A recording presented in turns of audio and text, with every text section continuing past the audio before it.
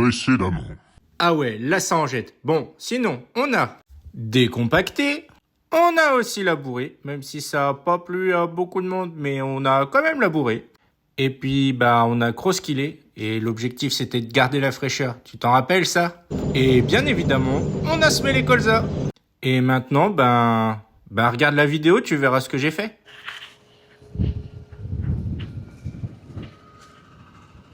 Bonjour. Bienvenue dans cette vidéo. Je vous avoue que j'ai pas filmé grand chose. En même temps, j'étais pas mal occupé, mais par autre chose que de l'agriculture.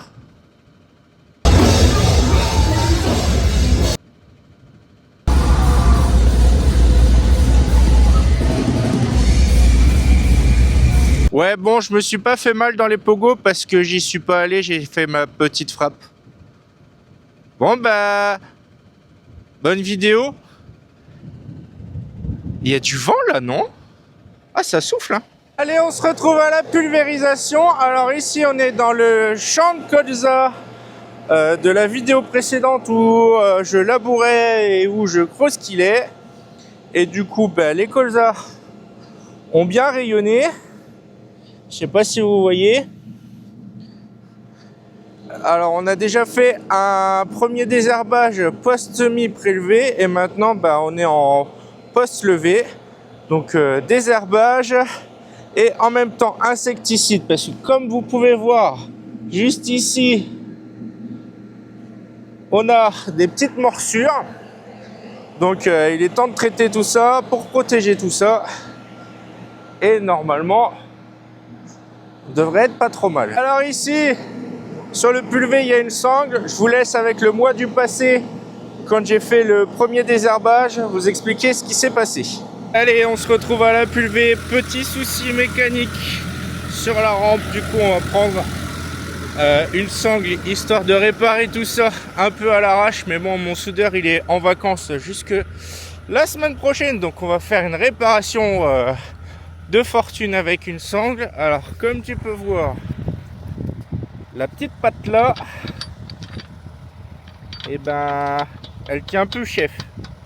Normalement, elle doit être là, comme ça. Donc, réparation à la sangle et puis, on va voir ce qu'on peut faire. Du coup, réparation de fortune. On a mis une sangle juste à la base, histoire que ça évite de bouger. Et puis, du coup, c'est accroché là. Bon, le vent se lève un petit peu. On va essayer de se dépêcher de terminer ça. Je remettrai une petite sangle ici, histoire que ça supporte un petit peu là. Et puis, on sera tranquille. Bon, on va se dépêcher parce que le vent se lève. Donc, pour traiter, il faut pas de vent. Même si j'ai un système anti-dérive à 90%.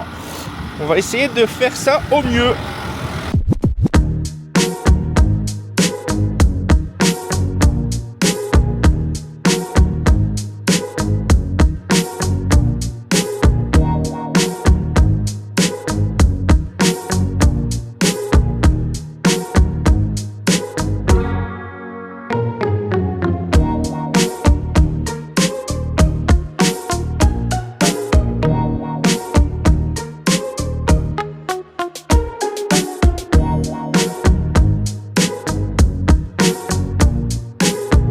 Du coup, mon soudeur n'est pas encore venu, donc j'avais prévu que ça soit fait avant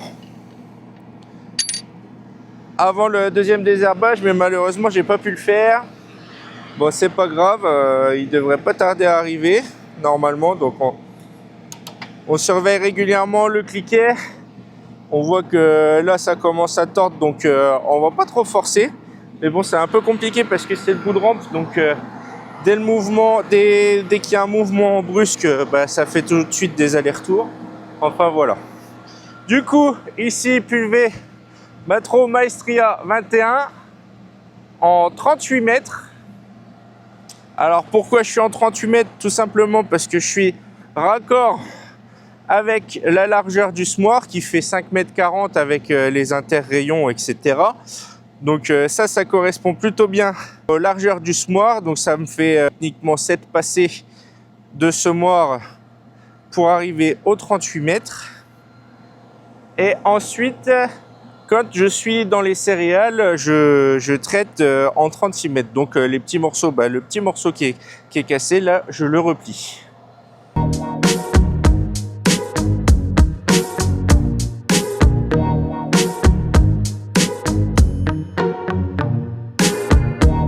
Alors c'est un pulvé que j'ai acheté d'occasion. Il y a pas mal de personnes qui se posent la question pourquoi avoir un automoteur. Moi c'est plutôt un choix personnel. Faut savoir que je suis betteravier et patatier, donc le pulvé je l'utilise souvent, et atteler dételer le pulvé c'est pas trop mon délire. Donc j'ai préféré avoir un automoteur. Si certains pensent que ça coûte plus cher, je pense pas. Après, moi j'ai des soucis un peu mécaniques dessus, mais je pense que un tracteur lambda avec un pulvé lambda derrière, je pense qu'on a autant de réparations. Donc sur ce pulvé, je suis arrivé aux 3000 heures, et sur les Maestria, c'est un peu fatidique. Donc les demi-axes de roue qui pètent. J'en ai déjà fait 2. J'en ai déjà changé un 3e en préventif. J'attends pour changer le 4e.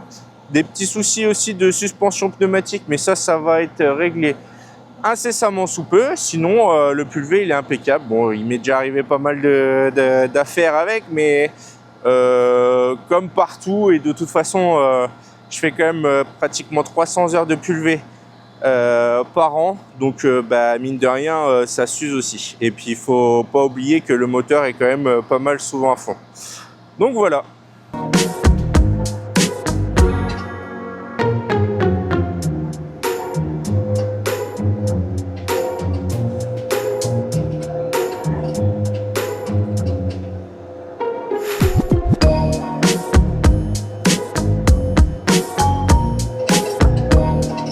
Bon mes espoirs n'ont pas duré longtemps, hein.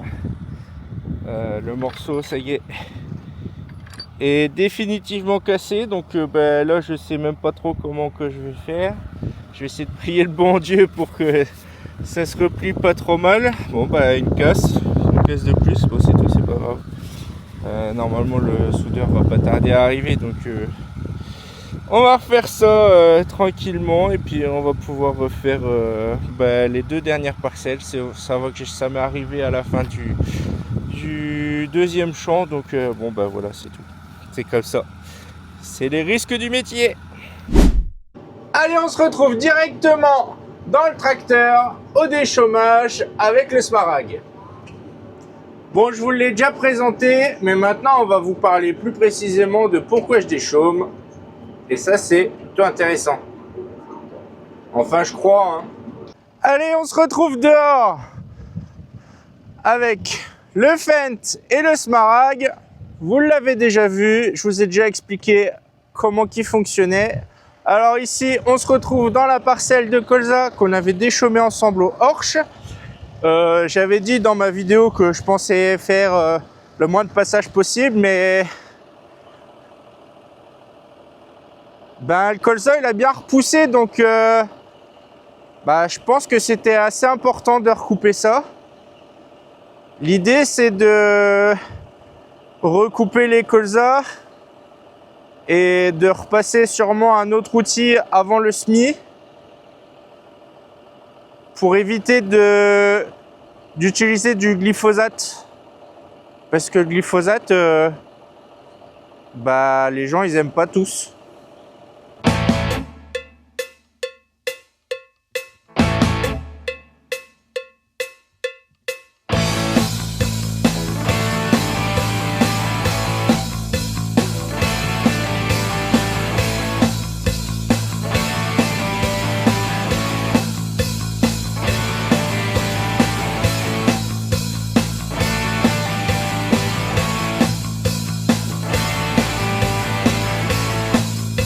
Du coup, on passe sur du colza qui avait bien redéveloppé ses racines. Les petites pluies ont fait pas mal de bien à tout ça pour que ça repousse. Tu vois que la couleur elle est moins intense que quand j'avais recoupé avec le Horsch. Ça veut dire que ça commence peut-être un petit peu à s'affaiblir. Et du coup, avec le Smarag, on rameublit un peu tout ça. Il y a encore un peu de motte, hein. Mais bon, ça c'est pas grave, on arrivera à le revoir avec le prochain outil. Peut-être que ça sera le Smaragd avec un Crosskill derrière. Mais du coup, tout ce qui est résidu de colza, et les racines elles sont en l'air. Et c'est plutôt pas mal. Ça va pas mal continuer à se dégrader avec le soleil, l'air, tout ça. Et mine de rien, de ce qu'on avait passé, tu vois, il reste déjà plus beaucoup de cannes. Enfin, il en reste un petit peu. Mais tu vois, genre là, il y a des petites feuilles qu'on avait recoupées et ça se désagrège plutôt pas mal. Et franchement, le taf est beau. Donc, j'ai choisi de recouper au déchômeur pour éviter de passer le glyphosate parce que bon, je pense qu'on peut s'en passer largement dans ces situations-là. Je pense que le glyphosate, il est bien utile pour des rattrapages ou des choses où t'as pas le temps, quoi. Mais là, j'ai le temps. Donc, autant que j'en profite.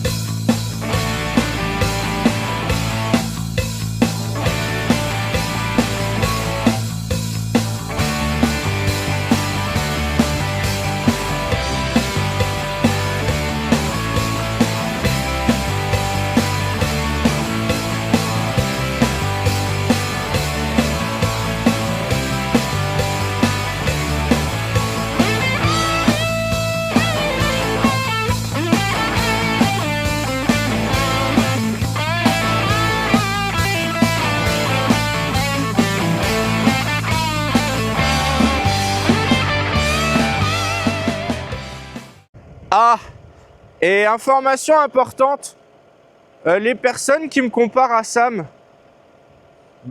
il est peut-être dans la même région que moi, mais on fait pas la même agriculture. Il fait ce qu'il veut et je fais ce que je veux. Il fait avec ses moyens. S'il veut se faire plaisir avec du beau matériel, faire de l'agriculture de conservation. Moi, je suis pas engagé dans de l'agriculture de conservation, donc je fais mon agriculture comme je la vois et comme je la sens. Alors après, je suis pas contre l'agriculture de conservation. J'applique des choses de l'agriculture de conservation.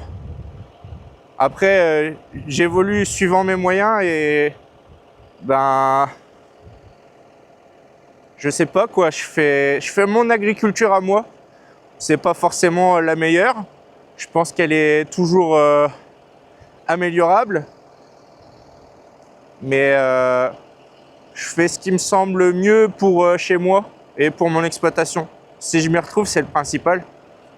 Après, chacun voit midi à sa porte, mais ça sert à rien de me comparer à Sam du coup, parce que on fait pas la même chose. Voilà. Allez, on se retrouve à l'irrigation, donc dans le champ de pommes de terre. J'ai pas pu vous filmer quand j'arrachais les sprinklers et même quand on a décollé les tuyaux, ni même quand on les a déplacés, mais par contre je vais vous filmer un petit peu et je vais vous expliquer un petit peu comment ça fonctionne. Du coup, on est plutôt avancé dans la saison, on va pas tarder à les arracher, donc c'est le moment de retirer l'irrigation. Et si vous ne l'aviez pas compris, mon système d'irrigation, c'est un système de couverture intégrale.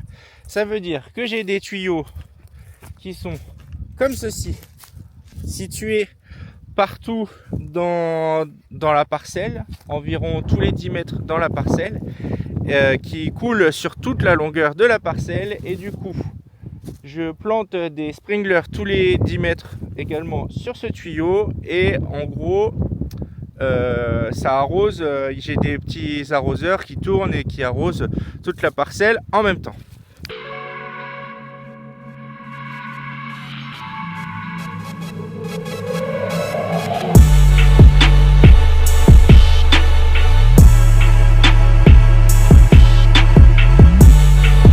Avec mon père, on a fait le choix de ce système d'irrigation en remplacement de notre enrouleur. Ce système-là est quand même plutôt intéressant d'un point de vue temps pour l'irrigation pendant l'été. Donc c'était vraiment le bon choix à faire par rapport à notre situation d'exploitation.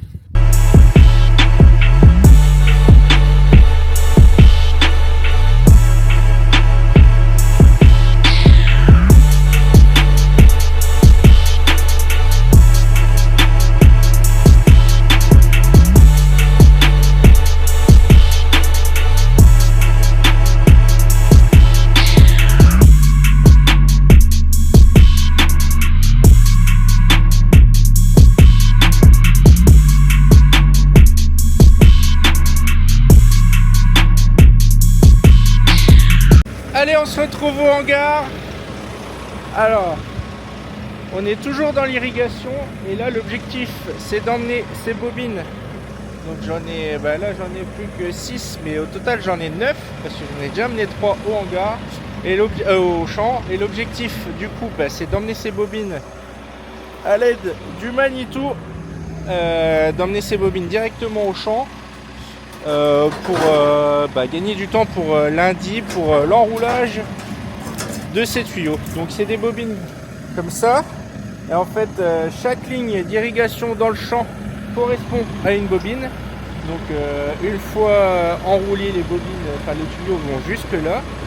Donc faut bien repérer les bobines en fonction des places dans le champ, parce que chaque tuyau correspond bien à une bobine et surtout à des soudures très précises qui sont juste là par rapport aux longueurs, etc. Donc pour ça on a repéré ces bobines. Donc là c'est la 8, on sait que c'est la 8e ligne dans le champ, et puis voilà quoi. Donc c'est un peu redondant comme boulot, faut le faire aussi, mais il faut le faire. Et du coup j'emmène ça au télescopique. C'est peut-être pas forcément la meilleure des manières. Je pense qu'on peut peut-être trouver des chariots adaptés à ça pour emmener toutes les bobines d'un coup.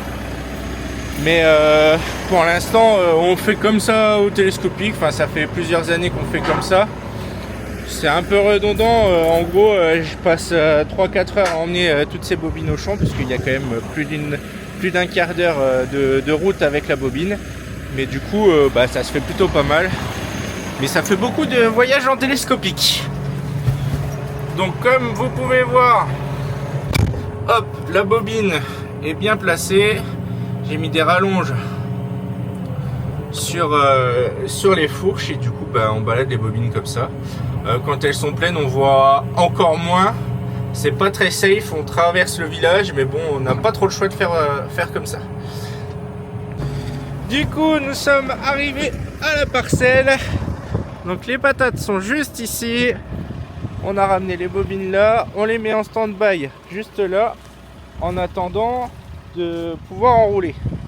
Donc voilà, les bobines sont là, plus qu'à enrouler.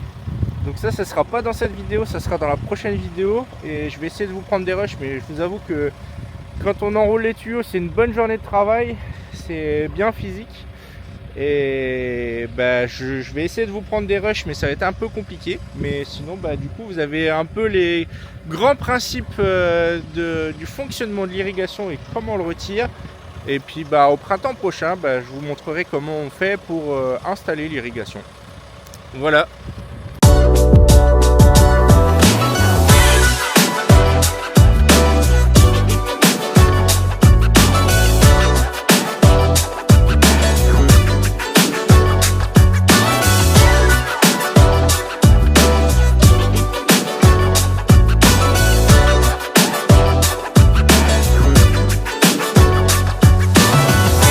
Alors je vais pas trop vous en filmer, parce que moi la période d'arrachage ça représente plus de 100 heures d'arrachage cet hiver, donc je préfère pas trop vous en filmer là pour vous en garder pour les prochaines vidéos. Mais du coup je vous mets un petit avant-goût de l'arracheuse, et j'ai à peu près le temps de filmer, donc j'en profite.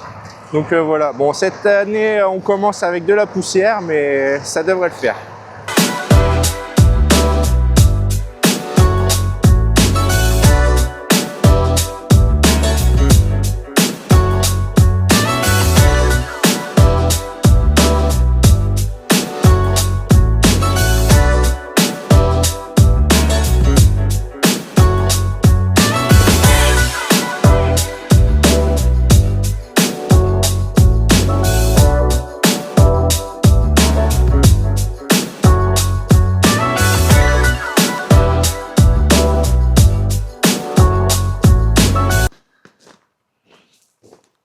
Bon, ben, c'est une fin de vidéo. Bon, elle est un peu courte celle-là. J'ai pas grand-chose à vous montrer parce que j'avais pas mal de choses à faire avec mes mains. J'avais prévenu la vidéo d'avant. Et bah, c'est pas facile de tourner. Et en plus, j'étais tout seul cette semaine parce que Patoche était encore parti en vacances. J'ai bien dit encore. Du coup, juste au-dessus de moi, là, ça, c'est l'enrouleuse de tuyaux. Mais ça, tu le verras la prochaine vidéo. Et puis, bah voilà. Et sinon, comme reco, aujourd'hui, je voudrais vous parler de Raph au fil du champ. Il fait des vlogs. C'est un salarié agricole, mais il va s'installer dans pas longtemps. Et il fait des vlogs sur l'agriculture, là où il travaille. Et c'est plutôt intéressant. Du coup, bah, c'est une personne avec qui j'ai discuté, ouais, c'est mieux. J'ai discuté en début de semaine, même la semaine dernière. Enfin, on a déjà discuté ensemble. C'est un gars qui est super et du coup, bah, je voudrais parler de lui parce que franchement, c'est top son contenu. Donc voilà. Abonnez-vous à son compte. Si la vidéo t'a plu et même si elle t'a pas plu, bah, tu peux toujours lâcher un like et puis bah, mettre un petit commentaire. Ça fait toujours plaisir pour me dire ce que vous avez pensé de cette vidéo. Si vous voulez que je vous partage d'autres contenus. Voilà. Bon, bah, du coup, on se retrouve dans une prochaine vidéo et je te dis, ben, peace. Ouais, c'est toujours pas ça, hein. Va falloir vraiment que je trouve une conclusion. Sinon, je reviens tous les premiers et les 15 du mois. Donc, tous les 15 jours, vers 18h. Enfin, peut-être que celle-là, elle sera pas sortie à 18h parce que bah, je suis un peu chargé pour les montages. Et puis, bah, bisous.